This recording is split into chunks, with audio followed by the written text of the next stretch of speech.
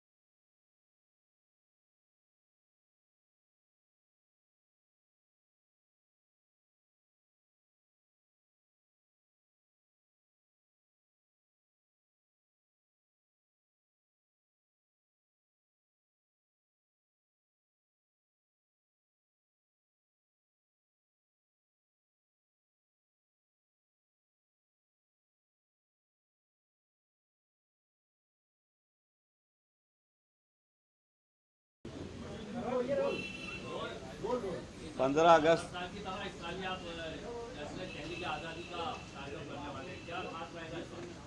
देखिए 12 साल कंप्लीट हो रहे हैं इस प्रोग्राम को करते करते।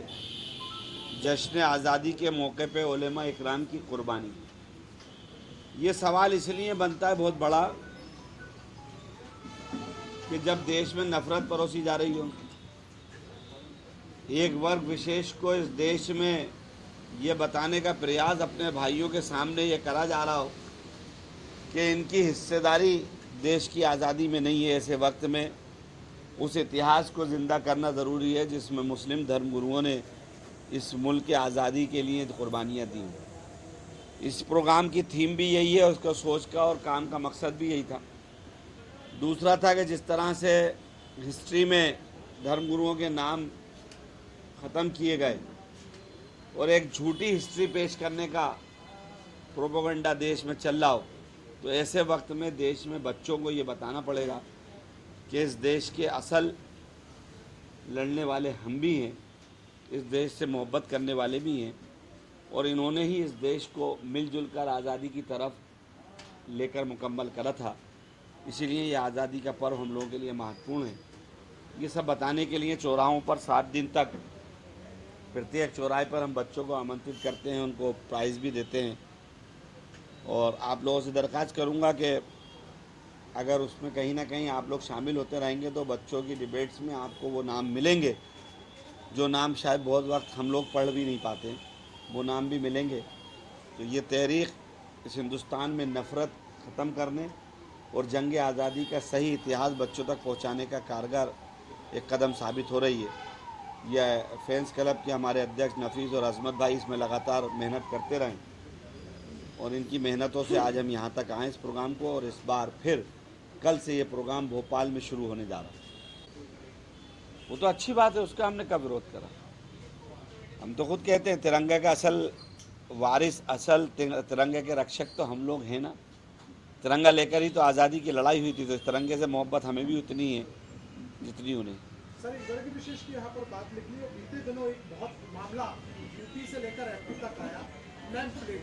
अभी भी वो मामला जारी है। सालवी जी एक तरफ पर कहती है कि हिंदू अगर है, असल हिंदू है, तो अपने घर के बाहर नेम प्लेट लगाएं, तभी आप हिंदू होंगे। रामेश्वर शर्मा जी के अलग बयान है। बीजेपी इस बात पर साफ तौर पर कह रही है कि उनका अधिकार है। आरएसएस कह रही है कोर्ट ने अपना फैसला दिया, हिंदू अपना जाने। देखिए, आज़ादी की लड़ाई से सारी चीज़ों का जवाब मिल जाता है। जब हम अंग्रेज़ों से लड़ रहे थे तो उस वक्त हमारी बड़ी साफ थीम थी कि इस देश को आज़ाद कराना और हर वर्ग को इंसाफ दिलाना है। और जो हर वर्ग को इंसाफ दिलाना चाहता है, खुशहाल रखना चाहता है, उसका एक ही मकसद है कि देश में अमन और मोहब्बत रहे। जो नफ़रत फैलाने वाले हैं उनका काम नफ़रत फैलाने का अंग्रेज़ों के दौर में भी था और आज भी ये चलता रहेगा। जो देश में मोहब्बत और देश को तरक्की याफ्ता देश बनाना चाहते हैं दुनिया में, उनका अपना काम है, वो करते रहेंगे। और प्रदेश और देश अच्छा रहे और आज़ादी का पर्व अच्छे से मनाए। कांग्रेस विधायक के नाते बांग्लादेश में जो हालात बने हुए हैं वहाँ पर अल्पसंख्यकों के साथ जुल्म हो रहा है, कांग्रेस पार्टी का क्या स्टैंड है और किस तरीके से अमन? कांग्रेस पार्टी इसका स्टैंड का जवाब उनके प्रवक्ता देंगे। मैं तो आज़ादी के इस पावन पर्व पर आप सबको बधाई देता हूँ और कहूँगा कि 15 अगस्त की तैयारी और हमारा देश दुनिया में, हमें कोई दूसरे से मतलब नहीं है। हम क्यों आसपास झांकते फिरते, हम अपने देश का माहौल मोहब्बत वाला बनाएं ना, उस पर मेहनत करें और ये देश को दुनिया में नंबर 1 कैसे ले जाएं उस पर मेहनत करें। सर लेकिन फिर भी बहुत सारे वहाँ से आ रहे हैं सर, अल्पसंख्यकों की करने दो उनको जो करना है। मैंने कहा हमारे इस देश को दुनिया में आला देश बनाने के लिए लड़ना है और लड़ेंगे। आरिफ भाई, एक अभी हाल ही में आरिफ अकील साहब जो पूर्व मंत्री रहे, उनका इंतकाल हुआ है, उनका निधन हुआ है, काफ़ी कुछ किया है भोपाल के लिए। क्या आप उस तरह की कुछ मांग करेंगे उनके नाम पर, कुछ चीज़ कोई चीज़ बनाई जाए किसी चीज़ की, क्योंकि यादगार? देखिए, बिल्कुल आपने अच्छा सवाल करा। उन्होंने लगभग 30 साल भोपाल का प्रतिनिधित्व करा है। एक बहुत बड़ा कैरियर का उनका एक हिस्सा भोपाल की खिदमत के लिए गया और अब वो हमारे बीच नहीं रहे तो जाहिर है अफसोस तो है ही, लेकिन हम चाहेंगे कि सरकार को इस पर करना चाहिए और सही चीज़ सही जगह पर ये डिमांड उठाई जाएगी। जिस दिन ऐसा मौका आएगा और समय वक्त सरकार से बात करेंगे। ठीक।